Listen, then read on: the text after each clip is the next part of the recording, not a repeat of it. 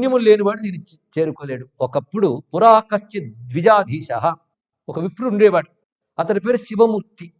అతను వేరే క్షేత్రంలో ఉండేవాడు.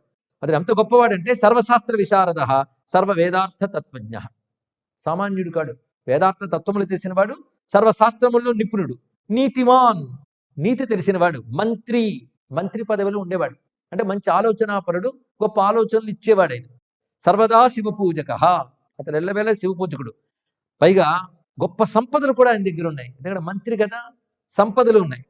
పైగా యవ్వనంలో ఉన్నాడు. ఇది ఈ కథ చెప్పడం ఉద్దేశం ఏంటంటే వృద్ధాప్యంలో చూసుకుందామని స్కీములు పనికిరావని చెప్పడం కూడా, శ్రద్ధాళువులకి ఇవన్నీ కూడా.